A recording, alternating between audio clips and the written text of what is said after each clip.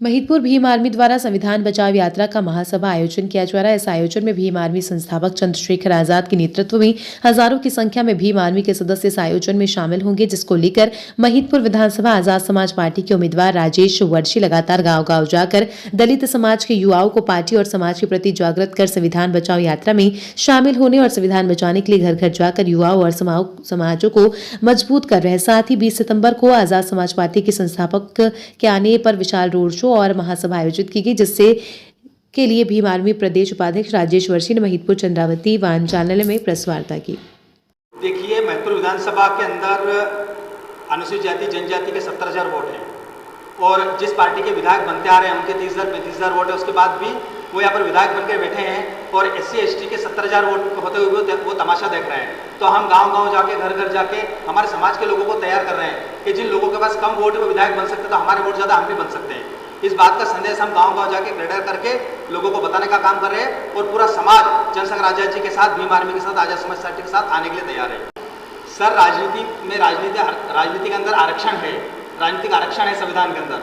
तो हमारे बहुजन समाज के लोग आरक्षित सीट पर टिकट मांगते हैं। अगर राजनीतिक आरक्षण नहीं होता तो फिर कहाँ टिकट मांगते हैं? इसलिए हमारे लोगों को तैयार होना चाहिए हर सीट पर चुनाव लड़ने के लिए। इसलिए क्योंकि एक तो महिदपुर मेरा निवास है, मैं महिदपुर विधानसभा का हूँ, और दूसरी बात यह है कि आरक्षण के अंदर, संविधान के अंदर जो आरक्षित रिजर्व सीट होती है और जो सामान्य सीट होती है उसके ऊपर भी SC वाले चुनाव लड़ सकते हैं। वो तो हमें पता है। दोनों कांग्रेस और बीजेपी दोनों धन बल बाहुबल दोनों तरीके से चुनाव लड़ेंगे। क्या आपके पास धन बल बाहुबल दोनों है? देखिए सर, हम ज़्यादा दलबल या बाहुबल तो धनबल ज़्यादा तो हमारे पास नहीं है, लेकिन जो बहुजन समाज के युवा है वो मान सम्मान की लड़ाई के लिए सब आने को तैयार है मूवमेंट में और सब आजाद समाज पार्टी को मजबूत करने का काम कर रहे हैं। 20 तारीख को होने वाली आम सभा में अनुमानित कितनी जनसंख्या आएगी?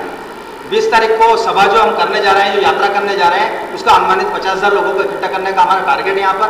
उसके बाद 20 तारीख को पता चल जाएगा कितने होते हैं।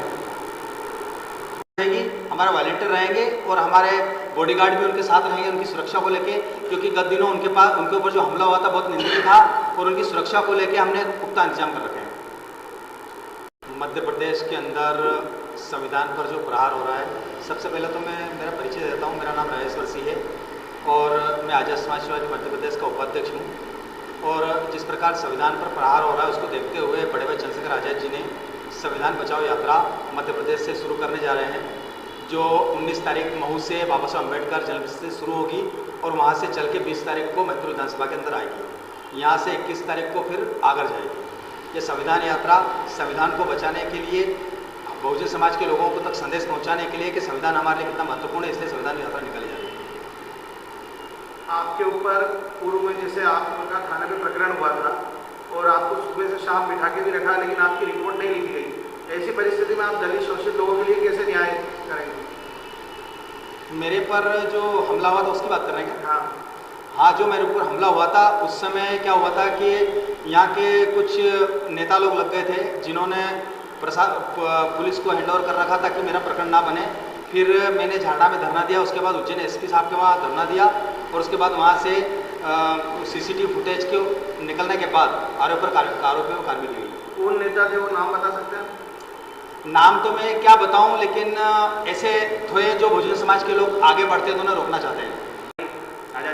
जिनके साथ ये घटना हुई हमारे बहुजन समाज के भाई हैं, हम उनके साथ खड़े हैं और मैंने कई बार प्रयास भी किया है उनके लिए। और मैंने अभी कल आए थे, कल भी मैंने बोला था कि हम आपके लिए आंदोलन करने के तैयार हैं, लेकिन कहीं ना कहीं उनकी तरफ से हमें इशारा नहीं मिल रहा है। वो अभी अब उनके स्तर से इस चीज़ को निपटना चाह रहे हैं। जिस नेता के द्वारा, किस पार्टी का नेता जिसके द्वारा ये प्रताड़ित किया जा रहा है? उनके ऊपर भारतीय जनता पार्टी के सत्तारूढ़ विधायक बहादुर सिंह जी चौहान उनके पीछे लगे हुए हैं पूरी तरह से, क्योंकि वो समाज के उभरते हुए नेता थे, इसलिए उनके पीछे लगे हुए और उनके ऊपर जितने भी प्रकरण बने हैं सारे झूठे प्रकरण हैं।